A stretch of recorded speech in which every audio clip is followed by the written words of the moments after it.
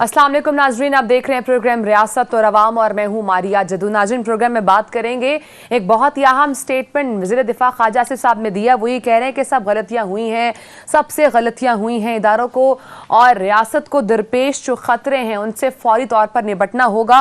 और इसके साथ साथ उन्होंने ये भी कहा कि स्वात में इस वक्त जो कुछ चल रहा है उसकी आग हमारे दामन तक भी पहुंच सकती है। और उसके साथ साथ आज जो मुख्तलिफ वज़रा ने बातें की हैं उसको भी मैं ऐड ऑन करती हूँ। वफाकी वज़ीर रियाज पीर ज़ादा साहब ने ये बात की है। वो ये कह रहे हैं कि मुल्क इदारे हमारा तहफ़्फ़ुज़ करने में नाकाम हो चुके हैं। और उसके साथ साथ उधर सूबाई वज़ीर KP के आतिफ खान साहब को कलअदम TTP की जानिब से 80 लाख के भत्ते का खत भी मौसूल हुआ है। इस वक्त सिचुएशन बहुत ही टेंस चल रही है। उसके साथ साथ सवाल यहाँ पर यह भी अहम उठ रहा है कि जो इत्तेहादी हुकूमत है वो अहम कौमी मामलात में बेबसी का इजहार क्यों कर रही है। क्योंकि हमेशा सवाल ये किया जाता है जब भी कोई पार्टी जब अपोजिशन में होती है तो कहा यही जाता है कि मामलात हमारे हाथ में नहीं है, जब हम हुकूमत में आएंगे तो हम बहुत सारे मामलात को ठीक करेंगे। लेकिन जब वही पार्टी जब हुकूमत में आती है तो इस तरह से बेबसी का इजहार किया जाता है। तो ये क्यों बेबसी का इजहार किया जा रहा है, इस पर बात करेंगे। उसके साथ साथ बात करेंगे नाज़रीन, नैब का 25 साल पुराने केस में आसिफ अली जरदारी साहब की बरियत के खिलाफ अपीलें वापस लेने का एक अहम बड़ा फैसला सामने आया है। और इसी पर काफी अहम रिमार्क्स भी सामने आए हैं जस्टिस इजाजुल हसन साहब की जानिब से। वो ये कह रहे हैं कि क्या कोई रह गया जिसे नैब कानून से इस्तिफसार ना मिला हो। इस पर बात करेंगे कि इतने अहम केसेस थे जो चल रहे थे। इमरान खान साहब हमेशा बार बार बात कर रहे थे एहतसाब की, लेकिन हम देख रहे हैं वक्तन फवक्तन मुख्तलिफ रहनुमाओं को जो है वो इस्तिस्ना मिल रही है और रिलीफ भी काफी बड़े लेवल तक इस वक्त मुख्तलिफ रहनुमाओं को मिलता हुआ नजर आ रहा है। उसके साथ साथ प्रोग्राम में नाज़रीन बात करेंगे इमरान खान की गिरफ्तारी से मुतालिक, क्योंकि इस वक्त सिचुएशन कुछ ऐसी बनाई जा रही है, स्टेटमेंट्स ऐसे सामने आ रही हैं। वफाकी वजीर कादिर पटेल साहब ये कह रहे हैं कि इमरान खान साहब को किस जेल में रखना है उसका फैसला राना सनाउल्लाह साहब करेंगे। और वो इस हवाले से ये भी कह रहे हैं कि इमरान खान साहब ने लॉन्ग मार्च अगर किया तो उसके हवाले से ऐसा भी हो सकता है कि इमरान खान साहब को जेल जाना पड़े, उसका फैसला राना सनाउल्लाह साहब करेंगे। और उसके साथ साथ रावलपिंडी में ऐसा क्या हो रहा है जो शेख रशीद साहब इतने मुतमईन दिखाई दे रहे हैं और वो उनकी स्टेटमेंट्स वैसे सामने आ रही है। उसके साथ साथ एहसन इकबाल साहब ने इमरान खान साहब को तैयार रहने का मशवरा दिया। एहसन इकबाल साहब ने कहा है कि इलेक्शंस होंगे, इमरान खान साहब अभी तैयारी रखें। तो इलेक्शंस की जो डेट आनी है वो कब आनी है, क्या इमरान खान साहब अपना मुतालबा कबल इस वक्त इंतखाबात का मनवा सकते हैं या नहीं, इस पर बात करेंगे। प्रोग्राम का आगाज करूंगी नाज़रीन। मेरे साथ स्टूडियोज में मौजूद हैं सीनियर सहाफ़ी हैं, तज्ज़ियाकार हैं अनवर रज़ा साहब, और कुछ देर में ज्वाइन करेंगे फैसल करीम कुन्नी साहब भी। लेकिन उससे पहले अनवर रज़ा, प्रोग्राम का आगाज मैं आपसे करूंगी।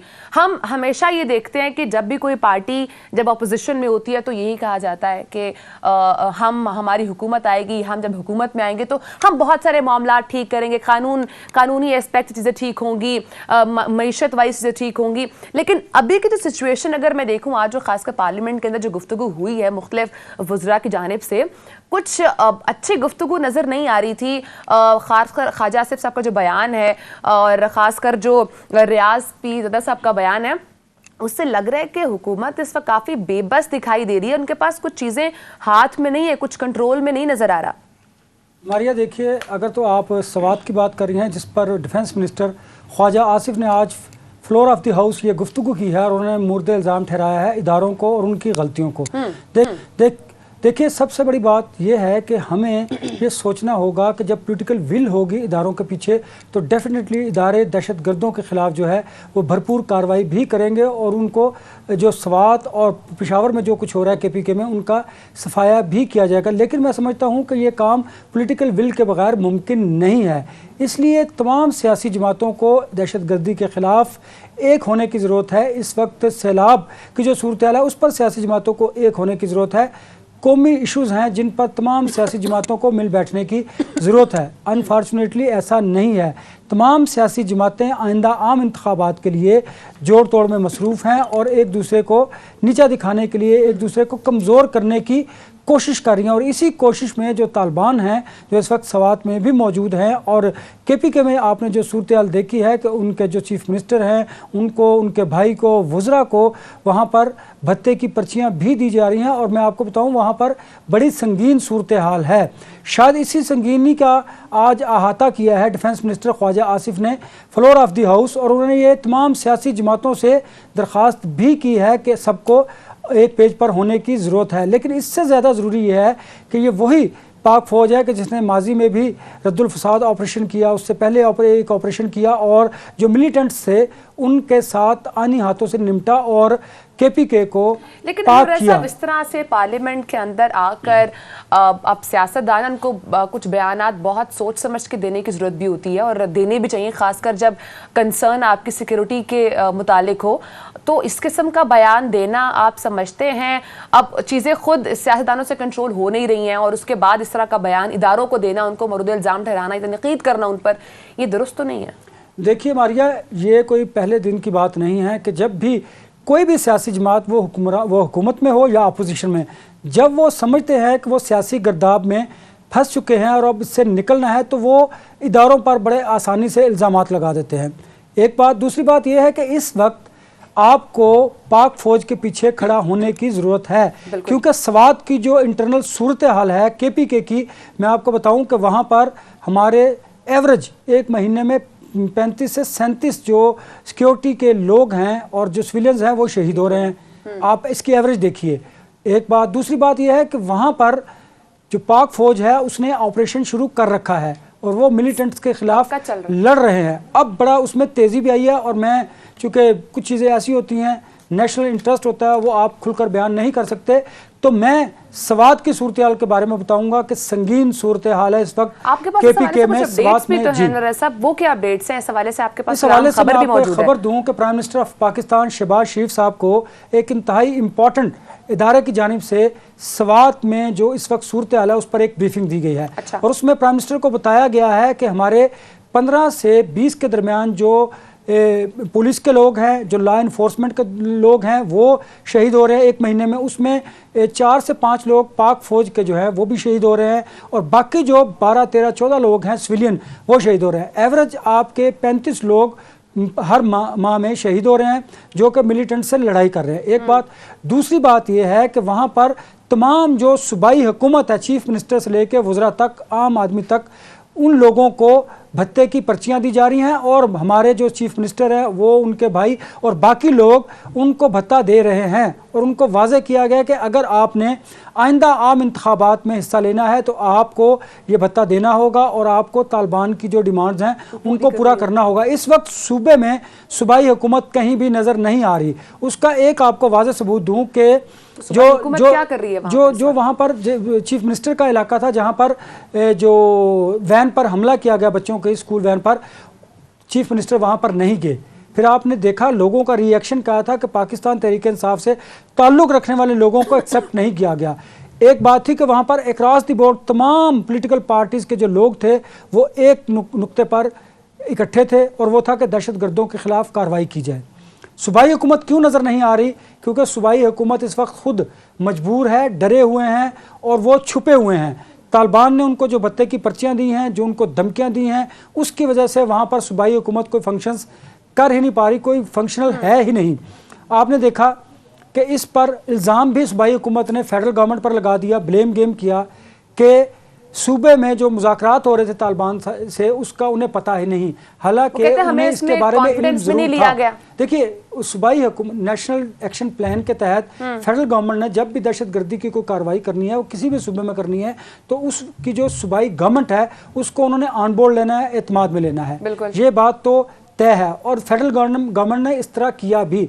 पहले जो तर्जुमान थे KPK गवर्नमेंट के, वो इस तमाम मुज़ाकरात का हिस्सा थे, लेकिन बाद में इसको पोलिटिसाइज किया गया और हुकूमत की तरफ से कहा गया कि हम इसमें शामिल नहीं थे और इस एतमाद में, इस मुज़ाकरात में हमें एतमाद में नहीं लिया गया। मैं समझता हूँ कि जब नेशनल इंटरेस्ट हो, कौमी सालमियत की बात हो, तो आपको सेम पेज पर होने की ज़रूरत है, जो कि आप नहीं हैं। क्योंकि इस वक्त मुल्क वाकई ही, स्पेशली KPK का सूबा, इस वक्त वो बड़ी ही संगीन सूरत हाल है वहाँ पर।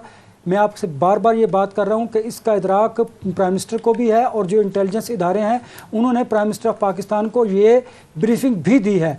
उस पर हमें फौरी तौर पर कार्रवाई करने की ज़रूरत है। पाक फ़ौज वहाँ पर ऑपरेशन जारी रखे हुए। मैं चले मारिया आपको ये भी बताऊँ, हमारे मुल्क के मफाद की बात है कि वहाँ पर दहशतगर्दी इस हद तक है कि वहाँ पर अनऑफिशली उसको अनाउंस नहीं किया गया, उसकी कोई ना कोई वजह होगी, वहाँ पर एयर स्ट्राइक भी की गई है। दहशतगर्दों के खिलाफ। तो फेडरल गवर्नमेंट अच्छा। और पाक फौज जो है वो तो अपनी जिम्मेदारी पूरी कर रही है। मैंने कहा कि इस वक्त तमाम फिर फेडरल इसे गवर्नमेंट और तनकीद सूबाई करना हुकूमत क्या नाकाम है? को संगीनी को समझना चाहिए और एक पेज पर होने की ज़रूरत है, और वहाँ पर आपको मिलिटेंट्स के खिलाफ बिला खौफ खतर कार्रवाई करने की ज़रूरत है। देखिए, आपने देखा माजी में भी पाक फौज ने मिलिटेंट्स का सफाया किया, लेकिन फिर उसके बाद आहिस्ता आहिस्ता ये सिविल गवर्नमेंट का काम था, सिविल एडमिनिस्ट्रेशन का काम था। वहाँ पर जो लॉ इन्फोर्समेंट के इदारे हैं उनका काम था कि वहाँ पर लॉ एंड ऑर्डर को बरकरार रखते, वहाँ पर अमन को कायम रखते, क्योंकि फौज का काम तो था कि उसको इलाके को क्लियर करते, फिर वो क्लियरेंस के बाद वो हैंड ओवर करते सिविल एडमिनिस्ट्रेशन को, और उसके बाद वहाँ पर डेवलपमेंट वर्क्स करते। ये काम था सूबाई हुकूमत का और फेडरल गवर्नमेंट का। अगर आपने हकीकी मायनों में क्या में अमन सूबे में लाना है तो, लेकिन अनफॉर्चुनेटली होता यह है कि सूबाई हुकूमत इस वक्त ब्लेम गेम कर रही है, और उसकी दो वजूहत है। एक तो वो कि इस मामले को पोलिटिसाइज कर रहे हैं, और दूसरी ये कि वो तालिबान के इन्फ्लुएंस में हैं। उनका डर और उनका खौफ उनके अंदर सरायत कर चुका है, और उन्हें यह भी पता है कि आइंदा अगर उन्हें आम इंतखाबात में हिस्सा लेना है और इलेक्शन जीतना है तो फिर उन्हें तालिबान की इन डिमांड्स को पूरा करना पड़ेगा। लेकिन वो अपने छोटे से इंटरेस्ट को मारिया अपने उसको मद्देनजर रखते हुए मुल्क का बड़ा नुकसान कर रहे हैं। मैं समझता हूँ इस वक्त आपको आम इंतखाबात में जीतने से ज़्यादा मुल्क की सालमियत का सोचना चाहिए, और उसको सोचते हुए आपको फेडरल गवर्नमेंट का जो हमारे इदारे हैं, फौज है, उसको एक पेज पर आपको आना पड़ेगा और उनकी मदद करनी पड़ेगी। तो पॉलिटिकल विल जब शामिल होगी तो मैं समझता हूं कि पाक फौज ज्यादा बेहतर तरीके से बात बिल्कुल दुरुस्त है आपकी। मुल्क के इदारों को वन पेज पर होने की जरूरत है, लेकिन उसके साथ साथ जो विफाकी वज़रा हैं वो मुख्तलिफ किस्म के बयानात, इलॉजिकल स्टेटमेंट्स जो आ रही हैं, खासकर मैं अगर रियाज पीज़ा साहब की स्टेटमेंट ऐड ऑन करूँ, मैं मतलब वो बोल भी नहीं पा रही ऑन स्क्रीन जिस पे वो जिस तरह जिन्होंने बात की है। उसके साथ साथ जो अख्तर मेंगल साहब है उनकी अलग अपनी एक टेंशन चल रही हैं, वो बलूचिस्तान के बारे में बात कर रहे हैं, कह रहे हैं बलूचिस्तान में उन लोगों की हुकूमत है जो उसे पाकिस्तान की कॉलोनी समझते हैं। सो इस किस्म के स्टेटमेंट्स आना इस मौके पर जहां पर ऑलरेडी अभी जो आपने बताया कि स्वात के अंदर खासकर KPK के अंदर बहुत सी सिचुएशन चल रही हैं, और उसके बाद इस किस्म की स्टेटमेंट्स का सामने आना, आपने समझते हैं कि ये भी गलत बात है? बिल्कुल। देखिए, डिफेंस मिनिस्टर को इंतहाई एहतियात के साथ कोई स्टेटमेंट देने की ज़रूरत थी। ये बात आपको जब आप कोई गुफ्तगू करते हैं तो सियासत में जो वक्त होता है वो बड़ा मैटर करता है। इस वक्त जब KPK में आग लगी है, बलूचिस्तान में हालात बड़े ख़राब हैं, मुल्क में सैलाब आया हुआ है, आपकी माशी सूरत बड़ी अबतर है, अमेरिका आप पर इल्ज़ामात लगा रहा है कि एटमी पावर बेकायदगी का शिकार है पाकिस्तान में, तो डिफेंस मिनिस्टर को सोच समझ कर बयान देने की ज़रूरत थी। उन्हें इस वक्त ये बयान देने से ज़्यादा ज़रूरी था कि स्वात के अंदर इस वक्त जो सूरत हाल है उसकी संगीनी से पार्लियामेंटेरियंस को और पार्लियामेंट को आगाह करना चाहिए था। देखिए, अगर पॉलिटिकल विल शामिल नहीं होगी और हुक्मरान इत्तेहाद जो है और डिफेंस मिनिस्टर जो है वो बेबसी का इजहार करेगा, आपको अब याद आया कि हुकूमत में मौजूद है ना साहब, तो हुकूमत में अगर ये लोग मौजूद हैं तो फैसले करें, कानून साजी करें, चीज़ों को बेटरमेंट की तरफ लेकर जाएं, तो फिर वो क्यों नहीं हो रहा? देखिए, मुझे आज भी वो बात याद है जब पाक फौज ने कोई सिक्योरिटी इश्यूज़ पर एक जॉइंट सेशन में ब्रीफिंग देनी थी, उस वक्त इमरान खान साहब उस ब्रीफिंग में नहीं गए थे। ठीक, हालांकि उन्हें एक कौमी लीडर होने की वजह से रिस्पॉन्सिबिलिटी भी शो करनी चाहिए थी। आज वही काम जो इमरान खान साहब ने ना आके किया था, ख्वाजा आसिफ साहब मीटिंग में बैठकर वही काम कर रहे हैं। उन्हें इस वक्त स्वात की सूरत के बारे में कौम को एतमाद में लेना चाहिए और उसकी संगीनी का इदराक करते हुए इदारों के साथ खड़ा होना चाहिए। उन्हें मारिया चाहिए था कि वो साहब, sorry to cut you off, हमें पाकिस्तान पीपल्स पार्टी के रहनुमा फैसल करीम कुंडी साहब ने ज्वाइन किया। शुक्रिया प्रोग्राम को वक्त देने का।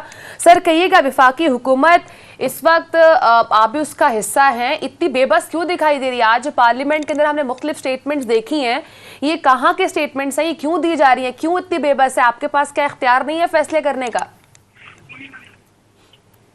बिस्मिल्लाहिर्रहमानिर्रहीम। देखें, बिल्कुल पार्लियामेंट के पास इख्तियार है, और जो आज आप पार्लियामेंट की बात कर रही हैं, देखें प्रॉब्लम यह है कि जब 2008 से 13 तक पाकिस्तान पीपल्स पार्टी की हुकूमत थी, हमने दहशतगर्दी के खिलाफ जंग लड़ी, हम अमन की तरफ हमने एक सफर शुरू किया, और आपने देखा कि स्वात में तारीखी सबसे बड़ी नकल मकानी हुई, और उसके बाद हमने लोगों को वहाँ पर आबाद किया, और ये अमन का सफर जारी रहा।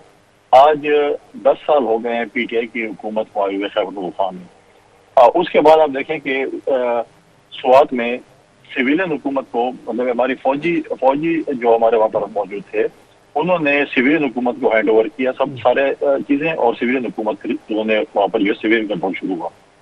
जब से यार 10 साल से हुकूमत है यार, आप देखें कि अब इस वक्त इस पीटीआई की हुकूमत ने, जो कि इस वक्त अपने आप को बड़े तगड़े कहते हैं, मैं समझती हूँ कि बड़े नालायक और नायल लोग थे, इनकी वजह से आज बदअमनी दोबारा बढ़ गई है। लोग वज़ीर आला खैबर वफाक के अपने शहर में बगैर किसी लीडरशिप के बाहर निकले अमन के लिए, दहशतगर्दी के खिलाफ। आज आप देखें कि मुख्तलिफ लोगों को जिस तरीके से धमकी दी जा रही है, बल्कि आज मुझे सुनने मिला कि एक सूबाई वजीर को भी जो है वो धमकी दी गई या उनको जो है वो बस्ती की जो है पर्ची दी गई। तो ये सूरत तैयार होते हुए देखें, अगर पहले तो सूबाई हुकूमत मान नहीं रही थी, अगर आप समझते हैं कि आपकी सूबे में हालात खराब है, हम इस पे सियासत नहीं करना चाहते फेडरेशन, तो हमको फेडरल हुकूमत की इमदाद की जरूरत है, तो आप कह रहे रिक्वेस्ट कर लें। फेडरल हुकूमत कभी ये नहीं कहेगी कि हम पीटीआई हुकूमत है और हम वहाँ के लोगों को जो है वो अमन मुहैया नहीं करेंगे। बिल्कुल सबसे पहले जो है अमन की बात करते हैं। सूबाई हुकूमत अगर रिक्वेस्ट करेगी तो फेडरल हुकूमत डेफिनेटली उनको सपोर्ट करेगी अमन कायम करने में, लेकिन वो तो आज तक मान ही नहीं रहे थे कि वहाँ पर कोई ऐसे हालात खराब है जब तक लोग खुद नहीं निकले।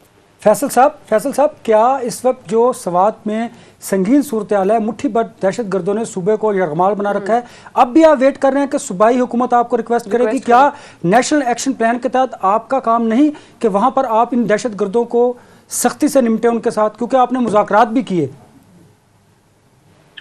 देखें सूबाई हुकूमत की, देखें कराची में जो रेंजर्स है वो सूबाई हुकूमत की रिक्वेस्ट पे रेंजर्स आती है, उस पर जो है सूबाई हुकूमत ही उनको जो है वो टाइम एक्सटेंड करती है। या तो सूबाई हुकूमत मानने को तैयार नहीं थी और अभी भी गालिबन आज जाके कुछ ना कुछ उन्होंने, उनके जो एडवाइजर उन्होंने कुछ ना कुछ माना। अभी तक तो कोई ऐसे कुछ भी नहीं है, ये ऐसे इल्जाम हैं, चीजें हैं, बाकी चीजें हैं, जबकि तकरीबन जो है आधे से ज्यादा सूबे में जो है वो मिलिटेंसी बढ़ गई है। तो ये बात जो है, देखें आप, ये फेडरेशन डायरेक्ट दखल अंदाजी सूबे में नहीं कर सकती है। सूबे कहेगी कि जी हमें रेंजर्स चाहिए, हमें डेफिनेटली केपीके में तो एफसी मौजूद है, तो एफसी चाहिए या जो चीज भी चाहिए, हमेशा फेडरेशन डेफिनेटली सपोर्ट करेगा। हम इनकी तरह नहीं है, इनका मुश्किल है हमारी कौम पे, हमारे सूबे पे अगर मुश्किल टाइम है तो फेडरेशन डेफिनेटली सूबे को सपोर्ट करेगी। हम उनको सपोर्ट करेंगे अमन लाने के लिए। पहले भी हमने बड़ी कुर्बानी दी। ये तो वो लोग हैं ना सूबे वाले जो कहते हैं हमारी जंग नहीं है, फिर 4 साल जब इनकी हुकूमत थी तो इन्होंने क्यों नहीं कहा कि हमारी जंग नहीं और हम इस जंग से निकल चुके हैं। हमने शहादतें दी हैं, 70-80 हजार हमने लोगों की जो है शहादतें दी हैं, जिसमें सिक्योरिटी फोर्सेस के नौजवान शामिल हैं, उनके अफसरान शामिल हैं, सिविलियन शामिल हैं, सियासतदान शामिल हैं, तमाम तबके फिक्र के लोग शामिल हैं। हम इतनी बड़ी कुर्बानियां दी हैं और आज दोबारा इनके हाथों जो है जाहिलों के हाथों हमारा सूबा चढ़ गया और उन्होंने दोबारा हमें पॉइंट 0 पे ले गए, जहां हमने पुरमन सूबा बना लिया था। आज उन्होंने दोबारा सूबे का जो है सत्यानाश कर दिया। फैसल साहब, इस वक्त जब फौज सवात में दहशत गर्दों के खिलाफ ऑपरेशन कर रही है, तो इस वक्त जो डिफेंस मिनिस्टर हैं उनका गैर जिम्मेदाराना बयान और इदारों को मूलद इल्ज़ाम ठहराना, क्या ये दुरुस्त है? इससे जो पाक फौज है और जो सिक्योरिटी के इदारे हैं उनका मोराल डाउन नहीं होगा और वो अपनी बेबसी का इजहार नहीं कर रहे अपनी इस गुफ्तगू में? देखिए, जब स्वात ऑपरेशन पहले जब हमारे दौर में हुआ था, हमने अपने सिक्योरिटी फोर्सों को बैक किया था, अवाम ने उनको सपोर्ट किया, उस वक्त की हुकूमत ने सपोर्ट किया, सब उनको सपोर्ट किया, उनका मोर बंद हुआ। तो आप देखेंगे कि देखें ये एक ऐसी जंग है जो कि अपने मुल्क के अंदर दहशत के खिलाफ लड़ रहे हैं। ये सबसे मुश्किल जंग होती है। आप अगर किसी अपने दुश्मन मुल्क के साथ लड़ रहे हैं वो बड़ी आसान जंग होती है। यहाँ पर आप मुल्क के अंदर जाके अपने दुश्मनों को देखना है, उनको टारगेट करना है, उनको जो है उस जगह से हटाना है। तो ये बहुत बड़ा एक मतलब है कि एक बहुत ही बड़ा एक जो है वो एक खतरनाक और बड़ा सेंसिटिव ऑपरेशन होता है। उस पर हमें तमाम पॉलिटिकल पार्टीज, देखें कुछ ऐसे इश्यूज होते हैं जिसमें पॉलिटिकल पार्टीज को अपनी तलफात भुलाकर बैठना पड़ता है, लेकिन अनफॉर्चुनेटली हमारे अपोजिशन इस वक्त ऐसे है जो फ्लड में नहीं बैठना चाहती, कुछ नहीं करना चाहती। वो कहते एक बात करो कि मुझे हुकूमत दे सकते हो तो मैं बैठने को तैयार हूँ। तो ये तो हो नहीं सकता उसके लिए। तो इंशाल्लाह हम बिल्कुल हम सपोर्ट करेंगे, हमारे सिक्योरिटी फोर्सेस को सपोर्ट करेंगे। हम जो है पाकिस्तान पीपल्स पार्टी जो है वो अपनी सिक्योरिटी फोर्स के बैक पे खड़ी है। हमारे लीडरशिप ने, हमारे वर्करों ने कुर्बानियां दी हैं दहशतगर्दी के खिलाफ जंग में। हम दहशतगर्दी के शिकार हुए हैं, हम कैसे इस चीज को भूल सकते हैं? अब आप रिसेंटली देखें, कल ही सानेकार सास को जो है हमने उसका शहीदों को जो हमने सलाम पेश किया, उनको हमने खराज जिक्र पेश किया, जो हमने उनकी जो है मतलब है कि हम फ्लड की वजह से उनका सालाना इज्तिमा नहीं कर सके, लेकिन हमने पूरे पाकिस्तान में उनके लिए जो है उनको लेकिन हमने याद इसके साथ कुंडी साहब, अख्तर मेंगल साहब को भी काफी तहफ़्फ़ुज़ात हैं बलूचिस्तान के हवाले से। उन्होंने भी आज पार्लियामेंट में जो बात की है, तो इस अख्तर मेंगल साहब के जो तहफ़्फ़ुज़ात है उसका कोई हल है हुकूमत के पास? बिल्कुल अख्तर बेगम साहब के पहले दिन से तहफ़्फ़ुज़ात हैं और माजी की हुकूमत का भी विषय है, इस हुकूमत का भी विषय है, उनके तहफ़्फ़ुज़ात हैं। वहाँ की हुकूमत को चाहिए बैठना चाहिए, उनके तहफ़्फ़ुज़ात को दूर न करना चाहिए। 100% नहीं है कर सकते, लेकिन एक तरफ रवाना होना चाहिए, एक सफर शुरू करना चाहिए। इस तरीके से अगर आप स्टेटस को बैठेंगे या स्टैंड स्टिल होंगे तो मसाइल का हल नहीं है। मसाइल हल करने के लिए हमें फैसले करने पड़ेंगे, कुछ मुश्किल फैसले होंगे, कुछ आसान फैसले होंगे, लेकिन हमें डिसीजन लेने पड़ेंगे। बहरहाल फैसलों का इंतज़ार है। बहुत शुक्रिया पाकिस्तान पीपल्स पार्टी के सीनियर रहनुमा फैसल करीम कुन्नी साहब नाज़रीन हमारे साथ मौजूद थे। ब्रेक का टाइम है नाज़रीन, ब्रेक के बाद हम बात करने जा रहे हैं जो नैब का 25 साल पुराने केसेस पर आसिफ अली जरदारी साहब की जो बरियत के खिलाफ अपील वापस लेने का फैसला सामने आया, इसके ऊपर हम बात करेंगे। इसके ऊपर सुप्रीम कोर्ट का भी काफ़ी अहम रिमार्क सामने आए, तो ब्रेक के बाद नाज़रीन उस पर बात करेंगे, साथ रहिएगा। वेलकम बैक नाजरीन कादिर पटेल साहब की काफ़ी अहम स्टेटमेंट सामने आई है। वो ये कह रहे हैं कि इमरान खान साहब ने लॉन्ग मार्च अगर किया तो उसके बाद उनको किस जेल में रखना है उसका फैसला राना सनाउल्लाह साहब भी करेंगे। उन्होंने ये भी कहा है कि इमरान खान साहब के सियासी मुस्तकबिल का फैसला आसिफ अली जरदारी साहब करेंगे, लिहाजा वो आसिफ अली जरदारी साहब के खिलाफ बयानबाजी में एहतियात भी करे। काफ़ी अहम स्टेटमेंट आई है कादिर पटेल साहब की जानिब से। अनवर रज़ा साहब, इमरान खान साहब ने तो कह दिया है कि वो अक्टूबर के अंदर ही लॉन्ग मार्च करें। कल हमने इस प्रोग्राम में बात भी की और वो ये कह रहे हैं कि मजीद और वेट नहीं हो सकता और वो क़बल अज़ वक्त इंतखाबात की बात भी करें, लॉन्ग मार्च की बात भी करें। लेकिन अगर तो ये इमरान खान साहब के मुताबिक लॉन्ग मार्च अक्टूबर में हो ही रहा है तो उसके बाद कादिर पटेल साहब की जो स्टेटमेंट है, वो जो कह रहे हैं उनको किस जेल में रखना है वो राना सनाउल्लाह साहब उसका फैसला करेंगे, तो उसका मतलब हमें ये लग रहा है कि इमरान खान साहब शायद गिरफ्तार होने वाले हैं। देखिए मारिया, ये तो पोलिटिकल स्टेटमेंट है जो अब्दुल कादिर पटेल साहब ने दिया है और डेफिनेटली देखिए जब कोई इस तरह की लॉ एंड ऑर्डर की सूरत होगी तो उसको कंट्रोल इंटीरियर मिनिस्टर ही करेंगे और डेफिनेटली ये फैसला भी हुकूमत का होगा, इत्तेहादी हुकूमत का होगा, कि राना सनाउल्लाह का नहीं होगा।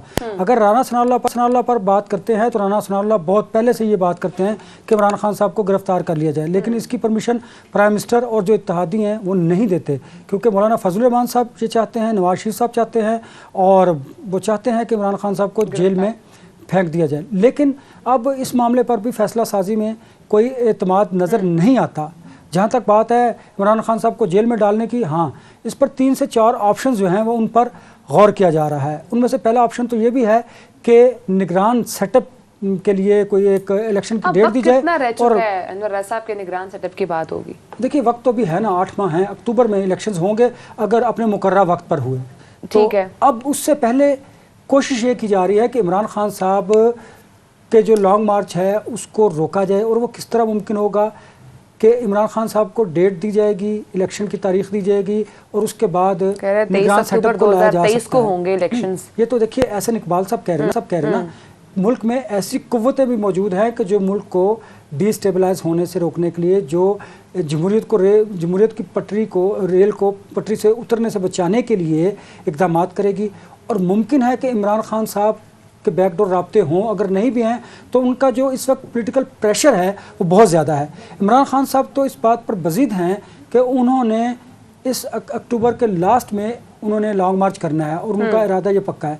कोशिश वो ये कर रहे हैं कि किसी तरीके से इस्टेब्लिशमेंट जो है वो उन्हें टाइम लेके दे, इंतखाबात का निगरान सेटअप आए। देखिए एक तो वक्त आपको जो कबल वक्त इंतखाबात है उसकी डेट आएगी, फिर निगरान सेटअप की बात आ रही है, उस पर भी काम हो रहा है, उस पर भी बहुत सारे जो सियासतदान हैं वो ऑन बोर्ड हैं, उनकी खुफिया मुलाकातें भी हो रही हैं।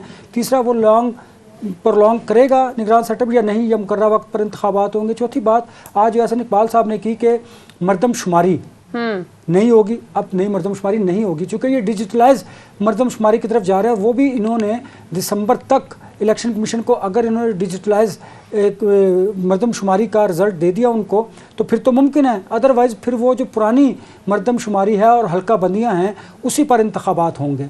चौथी बात यह है कि इस्टेब्लिशमेंट इस वक्त देख रही है कि स्वात में क्या सूरत हाल है, मुल्क की माशी सूरत हाल क्या है, सियासी अदम इस्तेहकाम है, आपके एटमी जोहरी प्रोग्राम पर अमेरिका क्वेश्चन मार्क कर रहा है। तमाम हालात का सैलाब आपके मुल्क में है, इसका जायज़ा लेने के बाद ही मुख्तदर जो हल्के हैं वो कोई ना कोई डिसीजन लेंगे। इसलिए कोशिश की जा रही है कि इमरान खान साहब के लॉन्ग मार्च के नतीजे में खुदा न खास्ता कोई नाखुशगवार वाक़या पेश आ गया तो उसकी रिस्पॉन्सिबिलिटी किस पर आयद की जाएगी। इमरान खान साहब तो ये पूरा इल्ज़ाम जो है वो PDM पर डाल रहे हैं और PDM जो इस वक्त 13 जमात पर मुश्तमिल हुकूमत है वो इल्ज़ाम लगाएगी इमरान खान साहब पर। तो फिर मुझे बताएं कि जो मौजूदा हालात के उसको तो मौका मिलेगा, इजाजत देते हैं कि इमरान खान साहब लॉन्ग मार्च करें? देखिए इमरान खान साहब मजीद हैं इस बात पर कि वो तो करेंगे, लेकिन इम्पोर्टेड हुकूमत को तस्लीम नहीं करते। एक बात, हालात जो हैं अगर देखा जाए तो इमरान खान साहब को मैंने भी एडवाइस किया कि खान साहब आप अपनी अवामी ताकत को पॉजिटिवली यूज़ कीजिए। आप अपने इक़्तिदार के लिए ना तो खुद एक्सपोज हों और ना ही इदारों को मुश्किल में डालिए। तीसरी बात यह है कि अगर इमरान खान साहब थोड़ा इन्हें वक्त दें और मुकर्रर वक्त पर अगर इंतखाबात हो भी जाएं, इमरान खान साहब का बयानिया तो प्रवेल कर चुका है, लोग बाय भी कर रहे हैं उनके बयानिए को। उनकी पॉपुलैरिटी में 37% से 49% बढ़ गया है, इजाफा हो चुका है। तो इमरान खान चाहिए ये कि इस वक्त वो इनको टाइम दें और अपना मोमेंटम कायम रखें, लोगों में जाएं। ये तो लोगों में जा नहीं सकते क्योंकि महंगाई कम करेंगे, पेट्रोल प्राइसेस कम करेंगे, IMF से डील करेंगे, या आवाम में जाएंगे और आवाम में जाएंगे तो आवाम तो कहेंगे कि आपने किया क्या है हमारे लिए। आपने तो दावा किया था कम 6 माह में महंगाई कम कर देंगे, पेट्रोल प्राइसेस को कम कर देंगे। इमरान खान साहब को चाहिए कि वो इस वक्त इन्हें स्पेस दें।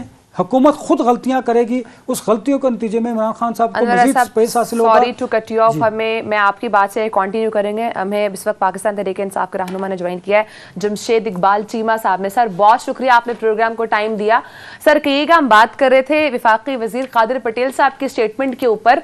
वो ये कह रहे हैं कि इमरान खान साहब को किस जेल में रखना है उसका फैसला राना सनाउल्लाह साहब करेंगे, और इमरान खान साहब डटे हुए हैं कि वो अक्टूबर के अंदर ही लॉन्ग मार्च करने जा रहे हैं। तो सर कब तक एक्सपेक्टेड है लॉन्ग मार्च? 1 सेकेंड, अगर ये लॉन्ग मार्च होता है, अगर जिस तरह से कादिर पटेल साहब कह रहे हैं कि लॉन्ग मार्च की सूरत में इमरान खान साहब को किस जेल में रखना है उसका फैसला राना सनाउल्लाह साहब करेंगे, तो फिर इमरान खान साहब गिरफ्तार भी हो सकते हैं। तो इस हवाले से क्या तैयारी है आप लोगों की? देखें, ये इन रखे क्रिमिनल, छोटे छोटे क्रिमिनल दिहाड़ीदार किस्म के छोटे छोटे कब्जा ग्रुप, ना इन्हें अवाम का पता, ना इन्हें लीडर का पता, ना इन्हें आप कह लें कि अवामी ताकत का पता। ये हैं, यू कैन से 10 बंदे ले गए, 7 करने ले गए, स्टेट की पावर हो गई, माफिया की तरह पीछे पुलिस अपनी हो गई, खरीदी हुई पुलिस हो गई, स्टेट की हो गई। तो ये छोटी छोटी वारदातें करने वाले लोग हैं। राणा सनाउल्लाह भी इसी किस्म का आदमी था, ये कादिर पटेल भी इसी किस्म का आदमी है। सो इन लोगों की बात, ये मेरे मुल्क की बदकिस्मती है कि ये पार्लियामेंट में बैठे और 7 वजीर भी बन गए हैं। तो ये बेसिकली ये लोगों से स्नैचिंग करके, बत्ताखोरी करके अपने लीडरों को पैसे पहुंचाने वाले लोग हैं। इनके बारे में अब सियासत की बात करना, इनके बारे में जमहूरियत की बात करना, जमहूरियत के आदर्श की बात करना, यहाँ पे आप कह लें कि इंसानों के हकूक की बात करना, मतलब ये क्या बंदा बात करे इनके बारे में। अब कादिर पटेल जो है वो तो इसी तरह की धमकियां देगा जैसे गुंडे मवादी देते हैं। मतलब ये कोई आप कह लें कि इमरान खान को क्यों अंदर रखना है? भाई प्रोटेस्ट कर रहा है, उसका हक नहीं है। आइन ने उसे प्रोटेस्ट करने का हक नहीं दिया हुआ, या मुझे या आपको या 22 करोड़ 75 लाख लोगों को प्रोटेस्ट करने का हक नहीं दिया हुआ। अगर आइन ने हक दिया हुआ है तो आप क्या लगते हो भाई ये बताने वाले कि कौन सी जेल और राणा सनाउल्लाह क्या है, क्या औकात है उसकी? चीमा साहब क्रिमिनल, कातर किस्म के लोग, ड्रग बेचने वाले लोग ये फैसले करेंगे इस कौम के। इमरान खान के बारे में ये फैसले करेंगे। 25 मई को जो हुआ वो राना सनाउल्लाह साहब ने ही तो किया था। क्या 25 मई को जो हुआ जिसपे इमरान खान साहब बार बार कहते भी हैं कि जुल्म हो गया, तो वो राना सनाउल्लाह साहब ने तो किया था। तो वो अच्छा बाप है। मैं यही तो बात कर रहा हूँ। देखें, ये जो आप कह ले गुंडा मवाली, कोई गुंडा मवाली था जिसने लियाकत अली खान को कत्ल कर दिया। यहाँ पे कोई ऐसा भी था गुंडा मवाली जिसने बेनजीर को कत्ल कर दिया, शहीद कर दिया। कोई एक तारा मसीह था जिसने भुट्टो को फांसी दे दी। भाई क्या गुंडा मवाली फांसी नहीं दे सकता किसी को, गोली नहीं मार सकता किसी को, हमला नहीं कर सकता किसी को? तो इसका मतलब है वो बाइज्जत हो गया, तारा मसीह बाइज्जत हो गया था कि भुट्टो को फांसी उसने दे दी थी, उसने खींचा था। चीमा साहब ये बताइएगा कि क्या आप समझते हैं कि मुल्क इस वक्त मुतहम्मिल हो सकता है आपके लॉन्ग मार्च का? क्योंकि माशी सूरत हाल अबतर है, स्वात की संगीन सूरत हाल है, मुल्क में सैलाब आया हुआ है, तो क्या लॉन्ग मार्च, और आपको डेट भी नहीं मिल रही क्योंकि आज हसन इकबाल ने कहा कि 2023 अक्टूबर में इंतखाबात होंगे, तो क्या लॉन्ग मार्च से आपकी ये डिमांड पूरी हो सकती है? और खुदा ना खास्ता आपके लॉन्ग मार्च के नतीजे में कोई मिसहैप होता है तो कुछ तीसरी कुव्वत आ सकती है। किस तरह देख रहे हैं आप सारी सूरत हाल को? ये तीसरी कुव्वत की धमकी किसी और को दिया करें। ये तीसरी कुव्वत कहाँ पे है? वो आजकल भी है, क्यों नहीं है? वो तो मौजूद है। कौन कहता है वो मौजूद नहीं है? भाई ये पहले जितने मार्शल आए थे वो इसलिए आए थे कि उस वक्त आने से पहले पॉपुलर होते थे, पॉलिटिकल गवर्नमेंट अनपॉपुलर होती थी, लोग मिठाई बांटते थे। इस बार ये आने से पहले इतने अनपॉपुलर हैं, ये आने से पहले इतने अनपॉपुलर हैं कि किसी की जरूरत है आ जाए। मजाक समझते आप? ये धमकी किसी और को दिया करें। इस तरह की बात जो है ना, ये कहीं और करें जाके। आप एप्पल वर्सेस एप्पल करें, बनाना वर्सेस बनाना करें, तीसरी कुव्वत आ जाए, बिस्मिल्लाह करें आगे। मुकाबला किससे है? छीन ले रोटी, जो रोटी बची है वो भी छीन ले आके। तो चीमा साहब मुकाबला किससे? आप कह रहे हैं एप्पल टू एप्पल कंपैरिजन होना चाहिए, तो फिर पाकिस्तान तहरीक इंसाफ का मुकाबला किससे है? नहीं, मुकाबला नहीं, बेसिकली देखें, मैं उन्होंने कहा तीसरी कुव्वत। तीसरी कुव्वत के जिन हालात थी, क्या आज वो हालात हैं? तीसरी कुव्वत, बहुत सारे लोग इस मुल्क में हैं जो समझते हैं कि इस मुल्क के मसाइल की वजह या इस वक्त के मसाइल की वजह तीसरी कुव्वत है। तो जब ये सूरत हाल हो, जब आप ये रेपुटेशन आप पाएंगे।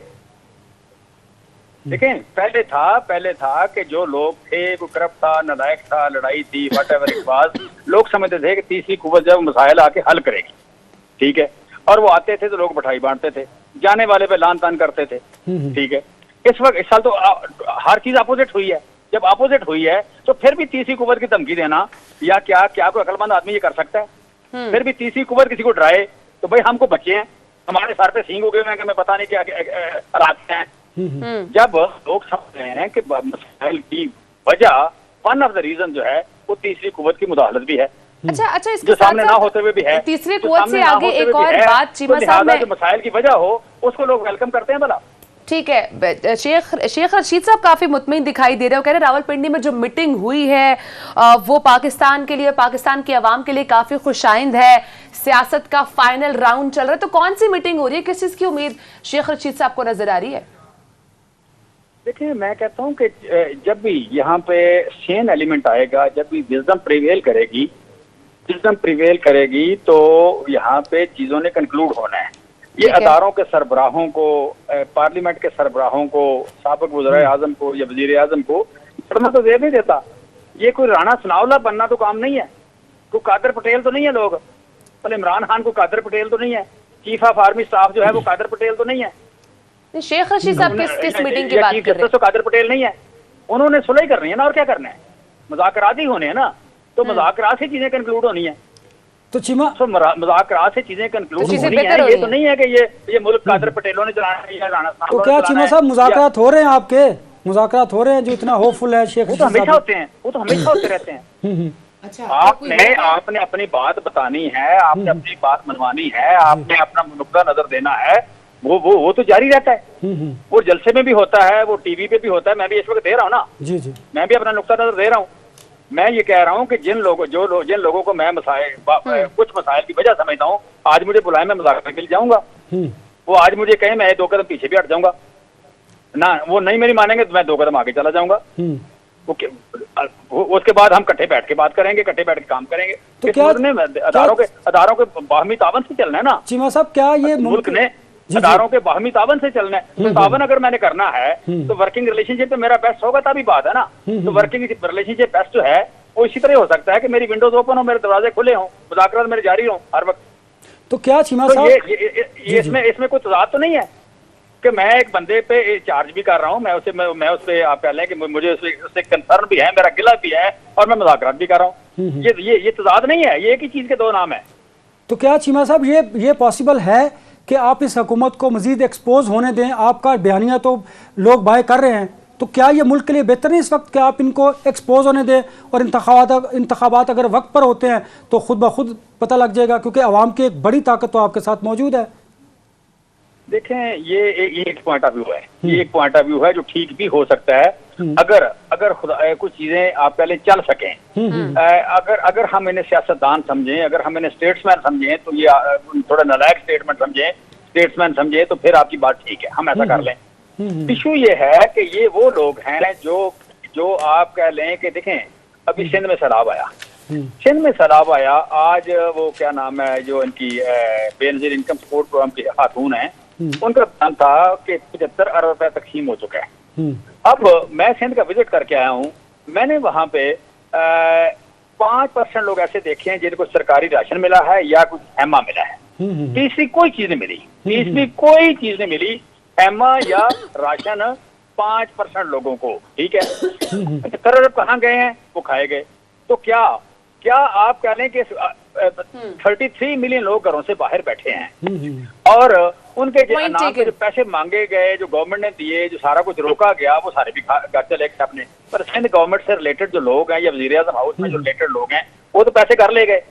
अच्छा, फिर इसी तरह अदारों को मुतनाज़ बनाया, इसी तरह राणा सनाउल्लाह और पटेल आगे कर लिए कि जाओ पे लोगों को झंडे मारो, चादर और चार दीवारी का तकद्दुस पामाल करो। 25 मई को जो हुआ, 25 मई को मैं निकलता, मैं कोई लाल एहसास करता तो मेरे ऊपर डंडा चला देते। भाई 21 मई को क्या पता था कि मेरे घर में जो खवातीन है, जमशेद चीमा के घर में खवातीन जो हैं, उन्होंने 25 मई को कानून तोड़ना है। और एमएनए लाहौर का हर एमएनए और लाहौर का हर एमपीए, उसके घर में उसकी चादर और चार दीवारी का तकद्दुस पामाल किया गया कि खवातीन ने लाल एहसास करनी है। क्या इनको 40 दिन पहले पता लग गया था कि हम कानून तोड़ने वाले लोग हैं? भाई इस मुल्क में आपको एहतिजाज का हक है। बिल्कुल ठीक है, एहतजाज का हक भी है और ये आपका भी हक है कि आप लॉन्ग मार्च करें। बहरहाल देखना यह है कि पाकिस्तान तहरीक इंसाफ कब लॉन्ग मार्च करती है। बहुत शुक्रिया नाज़रीन, हमारे साथ पाकिस्तान तहरीक इंसाफ के सीनियर रहनुमा जमशेद इकबाल चीमा साहब मौजूद थे। और इस वक्त ब्रेक का टाइम है नाज़रीन, ब्रेक के बाद हम बात करने जा रहे हैं इसहाक डार साहब, जिनसे उम्मीद थी कि जब वो पाकिस्तान वापस लौटेंगे तो मुल्क की मईशत बेहतर होगी, लेकिन उन्होंने भी गिला कर दिया, कहते हैं मुझे तभी जो है वो लाया जाता है जब मुल्क की मईशत का भट्टा बैठ चुका हुआ होता है। तो क्या इसहाक डार साहब से भी उम्मीद खत्म कर लें? ब्रेक के बाद से बात करेंगे, साथ रहेगा।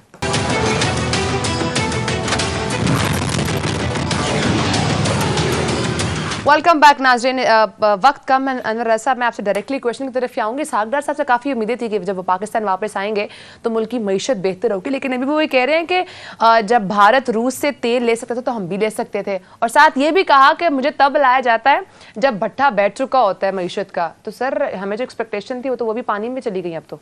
देखिए मारिया, इसहाक डार साहब का ये स्टेटमेंट कि भट्टा बैठ जाता है तो मुझे लाया जाता है, वो अपनी मर्जी से आए हैं और वो बिल्कुल बाकायदा पूरे सोचे समझे मंसूबे के बाद, नवाज शरीफ की अप्रूवल के बाद पाकिस्तान आए हैं, वरना वो आज से 5 साल 4 साल पहले भी पाकिस्तान आ सकते थे। तो अपनी मर्जी से जब आप आए हैं तो फिर आपने चीज़ें ठीक करना आपकी रिस्पॉन्सिबिलिटी है। और आपने आने से पहले ये कौम से वादा किया था कि मैं माशी सूरत में बेहतरी लेके आऊँगा, डॉलर को 200 रुपये तक लेके आऊँगा, पेट्रोलियम प्राइसेस को कम करूँगा और महंगाई को कम करूँगा। एक बात, दूसरी बात, इंतहाई अफसोसनाक बात यह है, इस पे डिसअपॉइंटमेंट होती है कौम को कि आप वज़ीर ख़जाना हैं और आप ये कह रहे हैं कि अगर रूस से कम कीमत पर तेल भारत ख़रीद सकता है तो हम क्यों नहीं ख़रीद सकते, हमें इजाज़त क्यों नहीं दी जाती। इसका मतलब ये है कि आप ये कौम को बता रहे हैं कि आप खुद मुख्तार मुल्क नहीं हैं, आपको तेल ख़रीदने के लिए भी अमेरिका से इजाज़त लेने की ज़रूरत पड़ती है। तो आप तो अल्टीमेटली इमरान खान की जो गुफ्तगू है उसे सेकंड कर रहे हैं। यही बात इमरान खान कहते थे कि पाकिस्तान खुद मुख्तार मुल्क नहीं है, हमारे फैसले अमेरिका करता है, बाहर करता है। तो आपने तो उनके बयानिए को तक़वियत बख्शी है। अगर ऐसी बात थी भी तो आपको पब्लिकली ये बात करने की ज़रूरत क्या है? कौम पहले ही डिमोरलाइज है, महंगाई के बोझ तले दबी हुई है, सैलाब में लोग मर रहे हैं, स्वात में दहशतगर्दी बढ़ रही है। इस सूरत हाल में जब वज़ीर ख़जाना ये बात करेंगे तो कौम मज़ीद डिमोरलाइज होगी और आप ये बात करके बरी ज़िम्मेदार नहीं हो सकते।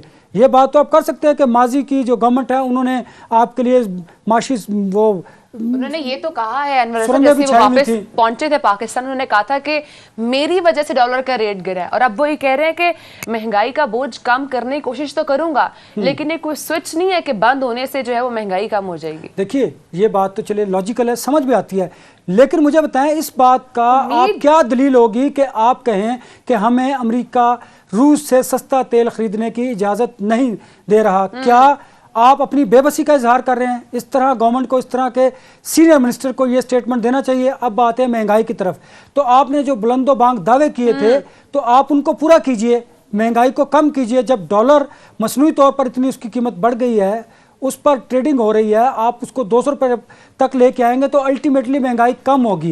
लेकिन महंगाई कम करने के लिए मारिया आपको एडमिनिस्ट्रेशन को भी इस्तेमाल करना है, जो चेक एंड बैलेंस रखे, का भी इस्तेमाल करना है और खुद थोड़ा सी अपनी लॉजिक भी यूज करनी है। जो दावे किए थे उनको भी अब आवाम तक रिलीफ पहुंचाना अब ये इनकी जिम्मेदारी बनती है। वक्त खत्म हो चुका है।